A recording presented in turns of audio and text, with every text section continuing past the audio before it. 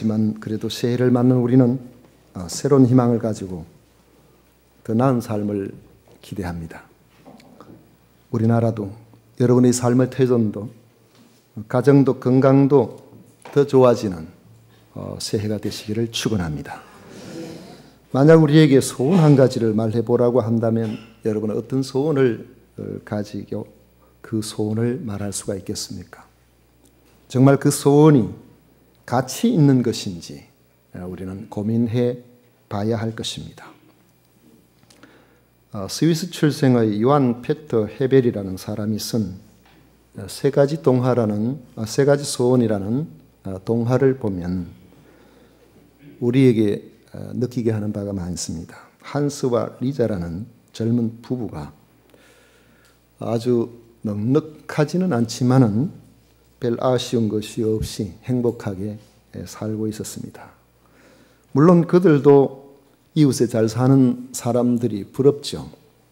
그들이 가지고 있는 더 넓은 논밭, 또 가지고 있는 많은 재산, 넓은 정원과 잘 꾸며진 이런 집들, 그리고 많은 가축들이 있었으면 더 행복할 수 있지 않겠는가, 그런 생각도 했습니다. 어느 날 저녁에 부부가 난로가에서 평화롭게 앉아서 호두를 깨먹고 있는데 무슨 일인지 갑자기 산에 요정이 찾아와서 세 가지 소원을 말하면 내가 다 들어주겠다, 그렇게 했다고 합니다. 갑자기 어떤 소원이라도 말하면 들어줄 세 가지 소원, 여러분 같으면 무엇을 소원하겠습니까? 이 부부는 갑작스러운 일에 무슨 소원을 이야기해야 될까 망설였습니다. 왜냐하면 말을 함부로 하면은 그 귀한 소원이 엉뚱하게 쉽게 쓰여져 버릴 수 있기 때문에 그렇죠. 망설이고 있는 그들을 향하여 요정이 하는 말이, 그러면 일주일 동안 시간을 줄 테니까 일주일 동안 깊이 생각해서 소원을 말하라고 하고 그들 곁을 떠났습니다. 그들은 아무 소원이나 말해서는 절대로 안 되고 그들에게 정말 필요한 소원을 선별해서 말해야 한다면서 서로 입 조심하자고, 말 조심하자고 서로 마음을 쓰면서 조심조심했습니다. 그러다 보니까 뭐 일을 제대로 할 수 없을 정도예요. 혹시나 실수해가지고 너무 함부로 말할까 싶었어요. 다음 날 저녁에 식사로 먹기 위해서 감자를 냄비에 올려서 익히고 있었는데, 감자가 익어가는 동안 의자에 앉은 젊은 부부는 앞으로 이루어질 세 가지 소원으로 우리가 얼마나 잘 될 것인가를 생각하면서 앞으로 누리게 될 행복에 미리 깨워서 깊이 흐뭇한 미소를 지으며 빠져 있었습니다. 분위기가 아주 좋았죠. 이 감자가 다 익었습니다. 먹으려고 꺼내서 접시에 올려놓는데 갑자기 감자 냄새가 얼마나 맛있게 코를 찌르는지 아내가 무심코 한마디 했습니다. 여기다가 방금 구운 따끈따끈한 소시지 하나만 있었으면 좋겠다. 말이 떨어지자마자 방금 구운 소시지 한 개가 굴뚝에서 툭 떨어지더니 접시 위에 올라왔어요. 아내가 별다른 생각 없이 말한 것인데, 첫 번째 소원, 구운 소시지 한 개. 남편 한스가 화가 머리끝까지 났습니다. 세상에 그렇게 하찮은 것에다가 소원을 빌다니, 이놈이 소시지 당신 코에나 붙어버리라고. 말이 떨어지지가 무섭게 소시지가 쉥 하고 날아가더니만은 아내 리자의 코에 길쭉한 코 소시지가 척 붙어서 양쪽으로 덜렁덜렁덜렁하고, 두 번째 소원이 이루어졌습니다. 아내의 코에 붙은 기다란 소시지가 코끝에서 움직일 때마다 마치 수염처럼 양쪽으로 늘어져서 덜렁거리는 것이 얼마나 우스꽝스러운지, 그런 상태에서 바깥에 나간다면 사람들이 다 다 놀릴 거란 말이죠. 자기 아내가 그렇게 놀림받는 것을 두고 볼 수가 없는 겁니다. 결국에 젊은 부부는 저 소세지를 떼야 되겠다 합의를 하고 소세지 떼주세요 했더니만은 소세지가 떨어졌는데 세 가지 소원을 그만 다 써버렸습니다. 그날 저녁에 그들에게 앉아서 그들이 앉아서 생각해 보니까 세 가지 소원이 그들에게 주어졌을 때에 그들이 부풀었던 그 모든 꿈들은 어디로 가버렸는지 세 가지 소원을 쓸 수 있는 기회가 있었지만은 그들에게 달라진 것은 아무것도 없게 되었다는 것입니다. 만약에 하나님께서 오늘 여러분들에게 금년에 한 가지 소원을 들어주겠다고 말씀하신다면 여러분은 어떤 소원을 하나님께 말씀을 드리겠습니까? 오늘 시인은 여호와께 바라는 한 가지 일 그것을 구하겠다고 합니다. 그가 구한 한 가지 일이 무엇인지를 보면 왜 우리는 그를 신실한 하나님의 사람이라고 하는지 알 수 있을 것입니다. 시인이 여호와께 구한 한 가지 이 일을 4절에서 보면 자신이 평생에 여호와의 집에 살면서 여호와의 아름다움을 바라보며 그의 성전에서 사모하는 그것이라 했습니다. 시인은 자신이 사는 일평생 동안 여호와의 집에 살기를 바랐습니다. 시인은 일평생 동안 여호와의 집에 살면서 여호와의 아름다움을 바라보기를 원했습니다. 시인은 일평생 동안 여호와의 집에 살면서 여호와의 아름다움에 몰입하면서 하나님을 사모하기를 바랐습니다. 사모한다는 것은 여호와의 뜻이 무엇인지 그 뜻을 어떻게 이루어 드리면 좋겠는지를 여쭈어 보면서 살기를 원한다는 그런 뜻입니다. 한 문장으로 말한다면 시인의 한 가지 소원은 평생에 하나님과 함께하면서 하나님의 선하시고 인자하심에 감격하며 살고 하나님의 선하신 뜻대로 살아가기를 소망한다는 그런 의미입니다. 성도 여러분, 시인이 한 가지 소원을 이렇게 이야기하고 있는데 그 소원이 만약에 추상적으로 느껴진다면 우리가 좀 더 구체적으로 생각해 보십시다.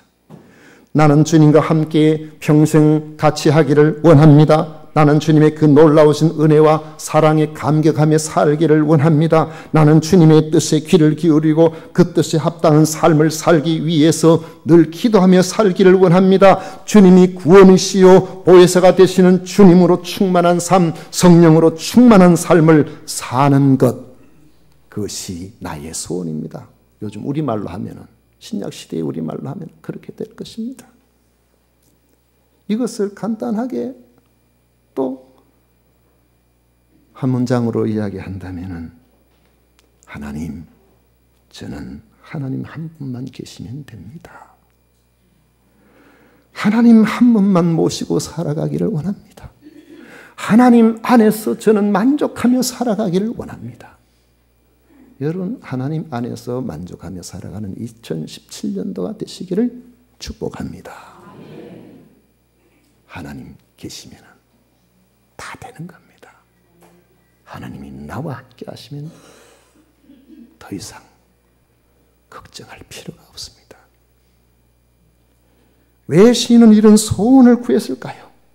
그것은 그가 처한 어떤 환경에서도 모든 문제를 해결해 주실 분이 누구신가 하는 것을 잘 알고 있었기 때문에 그렇습니다. 시인이 바라는 소망의 대상이 그것을 말해주고 있습니다. 내가 여호와께 바라는 한 가지 일이라고 했고 내 평생에 여호와의 집에 살면서 여호와의 아름다움을 바라보며라고 했습니다. 우선 여호와라는 하나님의 거룩한 이름에 주목해 보십시다. 여호와는 그 어떤 것에도 구애받지 않고 스스로 존재하신 하나님이십니다. 이 세상에 존재하는 것 중에서 무엇인가 구애되지 아니하고 스스로 과연 존재하는 것이 있습니까? 단 하나도 없습니다. 모든 것들은 무언가로 말미암아 존재하는 거예요. 모든 것은 무언가로 말미암아 존재한다고 했는데 그것을 우리가 위로 주스러 올라가 보면은 여호와 하나님께로부터 시작이 되는 겁니다. 하나님께서 천지를 창조하실 때에 이 땅에 존재하는 것이 아무것도 없었어요. 하나님께서 말씀하시는 그 순간부터 존재가 있게 되는데 이것은 여호와께로부터 주어지는 존재인 것입니다. 우리도 바로 그런 존재입니다. 우리를 힘들게 하는 모든 환경도 그런 속에 들어있는 것입니다. 모든 것을 존재하게 하시는 자존하시는 하나님께서 여호와라는 이름으로 등장하실 때에는 약속하신 것을 반드시 지키시되 인생을 구원하기 위해서 신실하게 일하시는 하나님의 사역과 관련해서 사용이 됩니다.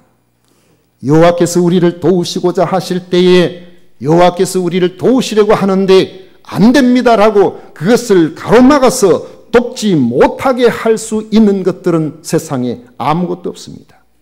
그런 위대하신 하나님, 그 하나님을 드러내실 때에 여호와라는 이름으로 드러내는 겁니다.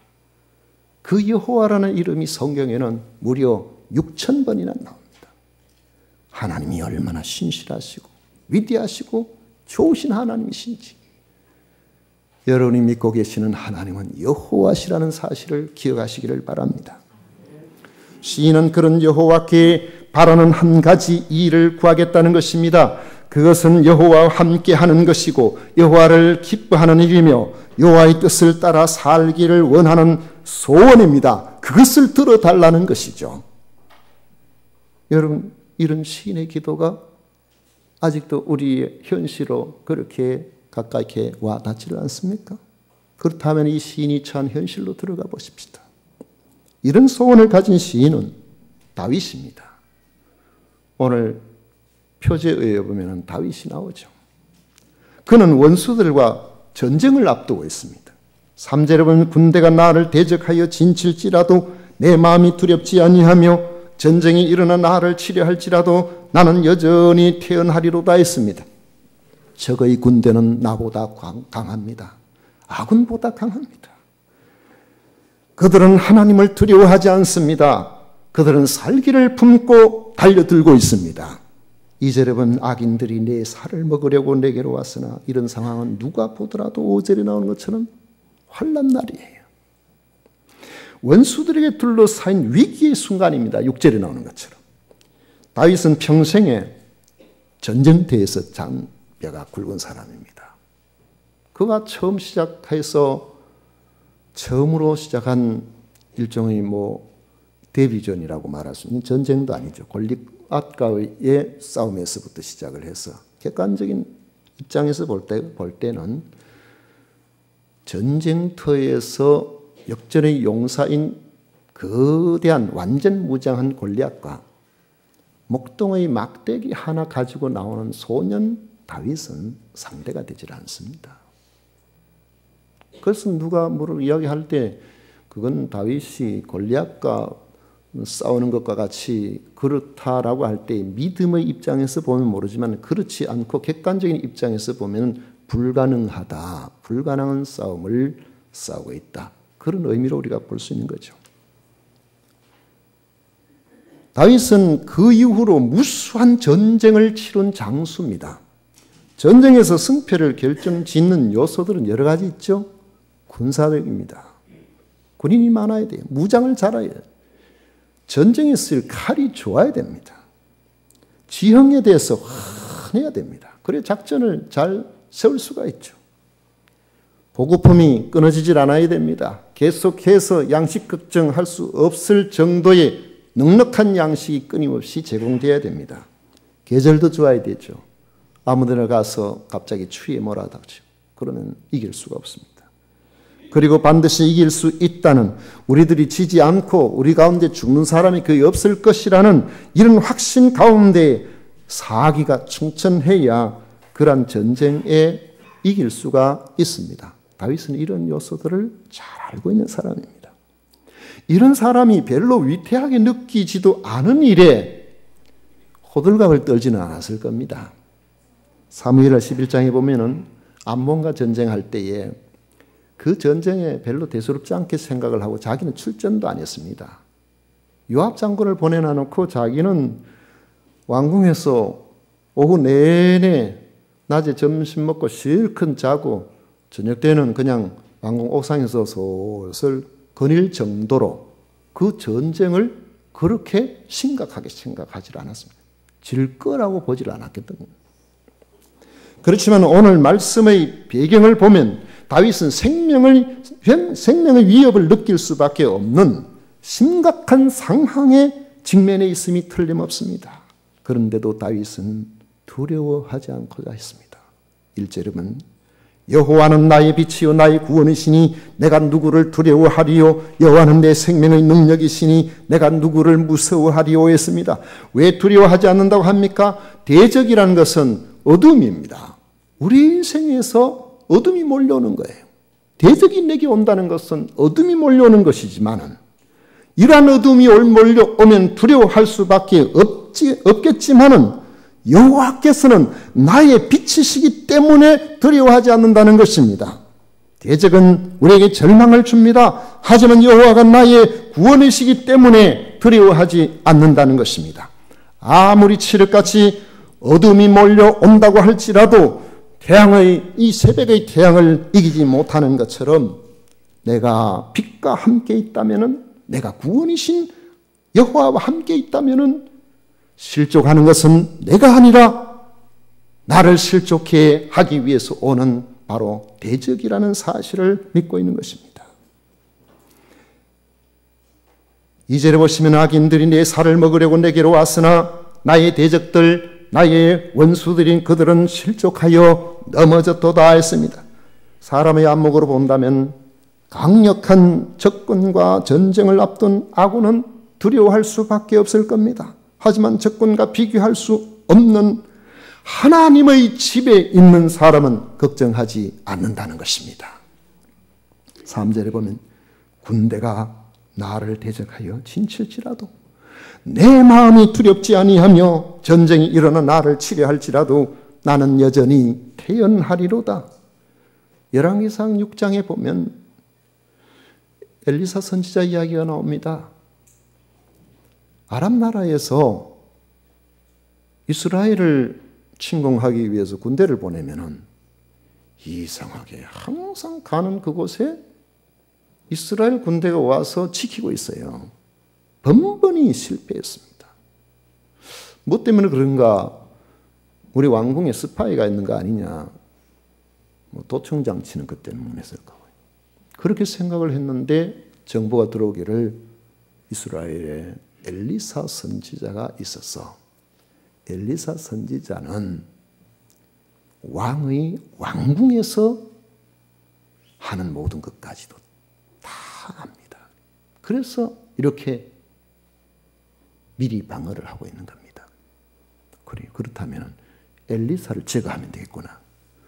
그래가지고 대군을 보내가지고 밤 사이에 엘리사 선지자를 제거하기 위해서 침공에 들어온 겁니다.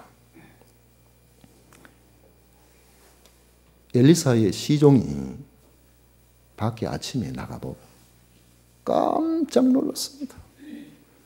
아람 군대가 수많은 군사와 전차, 말 이런 것들로 완전히 포위를 하고 있었던 거죠.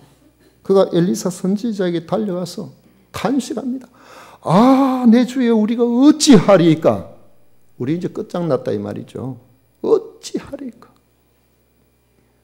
절망적으로 탄식할 때 엘리사 선지자는 다른 날이나 똑같이 여전히 태연했습니다. 그 이유는 그의 시종이 보지 못하는 것을 보고 있기 때문에 그렇습니다. 그는 그의 시종이 보지 못하는 것을 보는 안목이 열려있는 믿음의 사람이었기 때문에 그런 것입니다. 엘리사 선지자가 기도하여서 그 청년의 눈을 열어줍니다. 여호와여 원하건대 그의 눈을 열어서 보게 하옵소서. 여호와여 원하건대 그의 눈을 열어서 보게 하옵소서 했더니만은 영적인 눈이 열렸습니다. 영안이 열리니까 지금까지 보지 못하던 것을 보게 되었습니다. 지금까지 본 것은 그들의 도단성에 초라한 그런 사람들과 그 성 밖에 있는 아람 군대의 그 수많은 사람들, 그걸 봤는데 눈이 열려서 보니까 엄청난 불말과 불병거 하나님이 보내신 하늘 군대가 산에 가득한데 엘리사를 보호하고 있는 것을 보게 된 겁니다. 그것을 볼 줄 아는 엘리사를 성경은 하나님의 사람이다, 그렇게 말하고 있습니다. 여러분에게도 하나님의 사람이라는 수식어가 따라다니는 복된 성도가 되시기를 축원합니다. 다윗도 하나님의 사람입니다. 5절을 보십시오. 여호와께서 환난 날에 나를 그의 초막 속에 비밀히 지키시고 그의 장막 은밀한 곳에 나를 숨기시며 높은 바위 위에 두시리로다 했습니다. 자신에게 환난 날이 왔습니다. 하지만 하나님 여호와께서 그의 초막 속에 비밀히 지켜주시고 숨기시고 요새를 통해서 보호해 주신다는 이런 믿음을 가지고 있습니다. 그렇다면 어떻게 원수들이 자신을 해칠 수가 있겠느냐는 것입니다. 그러니 두려워하지 않고 태어날 수가 있다는 것이죠. 다윗은 하나님과 함께 살면서 여호와의 인자하신 은혜를 사모하며 그 뜻대로 살기를 원하는 그런 사람을 여호와께서 친히 보호하실 뿐만 아니라 승리하게 하심으로 즐거운 예배와 찬양을 드리게 될 것을 믿고 있습니다. 6절에 보십시오. 이제 내 머리가 나를 둘러싼 내 원수 위에 들리리니 그랬어요. 내가 그의 장막에서 즐거운 제사를 드리겠고 노래하며 여호와를 찬송하리로다 했습니다. 다윗은 전쟁에서 승리하기만을 구한 것이 아닙니다. 여러분들이 한 가지 소원이 즉석에서 들어질 것이 있다라고 그렇게 생각하면 뭘 구하겠어요? 아마 갑자기 물어보면 여러분들도 한 일주일쯤 시간 주세요, 이렇게 말하실 분이 있을는지 모르지만 저는 어릴 때부터 완전 어릴 때는 아니고 청년대가 되면서부터 마음에 한 가지 소원이 영어를 잘했으면 좋겠다, 그 생각이 있었습니다. 근데 지금도 못해요. 그러면 영어를 잘하면 다 될까요? 영국의 지하철에 가면은 영어 잘하는 노숙자들이 많습니다. 뉴욕에도 많다고 제가 들었습니다. 그 한 가지로 우리의 인생의 문제가 해결되는 게 아니에요. 근본적인 것을 구해야 된다는 거죠. 하나님께서 도우시는 크신 은혜, 그 안에 우리가 있어야 소망이 있는 겁니다. 없는 것도 있게 하시고 있는 것도 없게 하시는 하나님 앞에 우리가 맡겨드리고 하나님 안에 살고 하나님으로 만족할 때에 하나님께서 나머지 다 해결해 주시는 겁니다. 여러분, 우리 아이들이 아버지 집에 오면은 요 반찬값은 얼마고 밥값은 얼마인데 추가로 먹으려면 얼마를 더 내야 되고 계산하는 부모님이 계십니까? 아무도 없어요. 아이고, 야, 더 먹어라. 좀 더 먹어라. 평소에 남편하고 같이 살 때는 고기도 조금만 넣지만은 자식 오면은 왜 고기를 그렇게 많이 넣는지 한 사흘 먹어야 될까? 하루아침 뭐 다 끝장을 낼 정도로 우리 어머니가 그랬어요. 어느 날 아이들이 크니까 집사람이 점점 그러기 시작하더라고요. 남편은 이순이, 자식이 일세. 우리 하나님, 우리에게 아버지가 되셔서 하나님 안에 모든 것이 다 있는 줄로 믿으시기를 바랍니다. 2017년도 여러분 어떻게 사시겠습니까? 하나님 안에서 하나님과 동행하며 하나님의 사랑 안에서 살기를 구했을 뿐이지만은 위급한 전쟁의 승리도 분명히 다윗에게는 하나님께서 해결해 주셨을 것이라고 우리는 믿을 수가 있습니다. 그렇다면 우리들은 올 한 해를 살아가면서 어떻게 살아야 될까요? 나 앞에 다가오는 문제 하나 붙들고 이거 해결하려고 실험하고 고민하고 밤잠 자지 못하고, 그 다음에 또 하나 문제 오면은 이것도 어떻게 하나, 올해에 저런 문제 생기면 어떻게 하나, 이런 문제 생기면 어떻게 하나. 오래됐습니다만 제가 한 번 라디오를 듣고 있으니까 어떤 분이 그런 이야기를 하더라고요. 젊은 아주머니인데, 저는 제 앞에 지금 아무런 문제가 없습니다. 너무너무 하는 일들이 다 잘 되고요. 남편도 속안석이고 아이들도 잘 자라주고 하는 것들이 전부 다 잘 되는데 어느 날 갑자기 이 행복이 사라질까 두렵습니다. 또 별것도 두려워하시더라고요. 지금 없는 거, 앞으로 잘못될 수도 있는 그걸 두려워. 우리가 만약에 우리의 주어진 여러 환경 하나하나에 붙들려서 그것을 걱정하고 그것을 해결하기 위해서 전전긍긍하면서 이 한 해를 산다면 아마도 금년도 작년의 삶과 크게 다르지를 않을 것입니다. 문제가 있을 때마다 문제를 붙들고 그것을 어떻게 해결할까 고민하며 산다면 믿지 않는 사람이나 우리나 크게 다를 바가 없을 겁니다. 그렇다면 우리는 어떻게 해야 됩니까? 근본적인 고민을 가져야 됩니다. 하나님의 사람답게 다윗처럼 한 가지만 고민하십시다. 자존하시는 여호와 하나님을 믿고 하나님의 선하심을 믿으며 하나님의 뜻대로 살려고 내가 몸부림쳐 봐야 되겠다. 그 안에서 하나님께서 나의 인생을 어떻게 인도하시는가를 한번 경험해 봐야 되겠다. 여러분, 그것을 고민해 보십시다. 하나님과 동행을 금년 한 해의 기도의 제목으로 삼고 전념해 보십시오. 그것이 마치 전쟁터라고 할지라도 두려움이 없이 태어나게 될 것입니다. 왜요? 적들보다 더 크시고 더 위대하신 하나님께서 나를 품어주시기 때문에 그런 것입니다. 여러분이 가시는 길에 마치 홍해가 가로막히는 것처럼 그렇게 인생길이 갑갑한 그런 환경을 만난다고 할지라도 그 홍해를 갈라지게 하시는 하나님의 은혜를 경험하게 될 것입니다.